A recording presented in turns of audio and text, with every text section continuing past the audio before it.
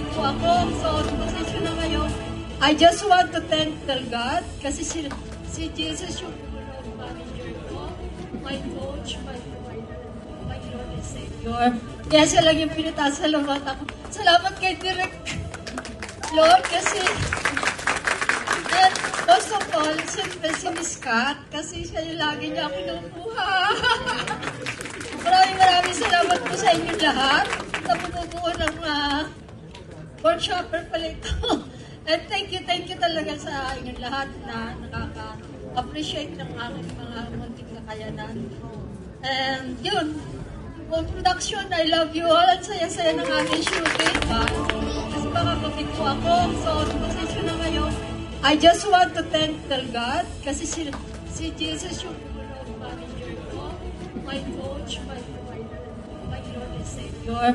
Kaya siya lang yung pinatasalamatan ako. Salamat kay Direk Lord kasi and most of all, siyempre si Miss Kat kasi siya yung lagi niya kinukuha.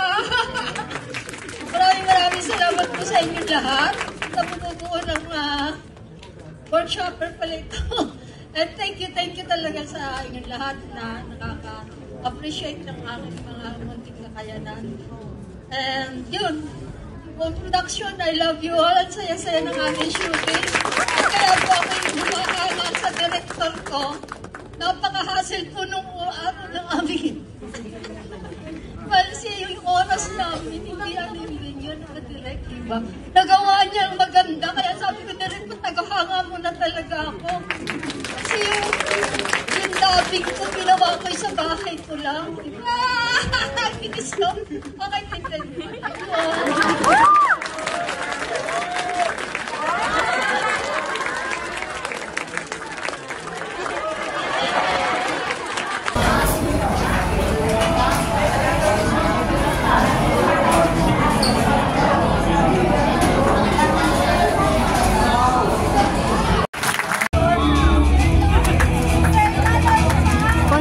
Lagi ang bisita. Si Angelo po yung cinematographer po namin, si Angelo Oliveria. So si Lord po ako, siya po si Angel.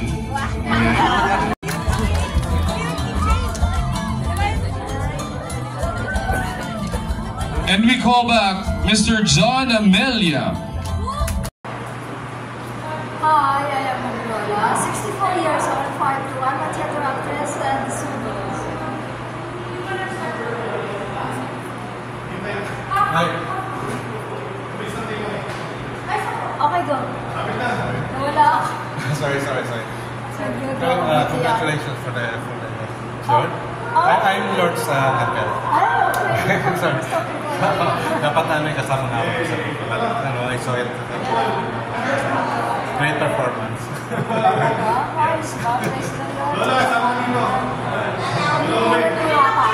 Sama daw po kayo sa picture. Oo, sama ko. Camera ko, diyan ko lang.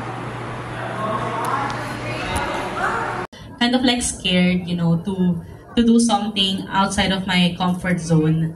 And then if you're gonna ask, ano yung kailangan ng mga batang filmmakers ngayon to start, di ba, early, it is to be brave, you know, to have the courage to tell the story, no matter what happens. Owners of the house, or was it people from her past na like she let down? So, actually yung film is very personal sa akin. Based on experience to. So, dinanas ko to like buong buhay ko. Yung mga bisita ni Mother is personification siya ng mga mental health issues ng mother ko. So, lahat po sila is nag-exist sa mind ni Mother. So, ang bisita po, the visit, bumisita po sila sa utak. So, yung bahay po, yun po yung mind ni Mother. And yung mga iba-ibang bisita, yun po yung mga iba-iba niyang mental health na mga issues po. Thank you. And to cap up our Q&A natin, Miss Phoebe, being one of the youngest. Yes po. Yes, being one of the youngest filmmakers here, what we wanted to share and highlight on tonight. So kami po. Hi, I am Lola, 64 years old, 5'2". I'm a theater actress and student.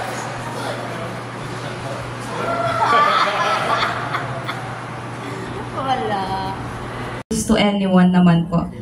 What skills do you think young creatives should develop early on po? Making struggle ng mga sini ngayon sa paggawa ng film.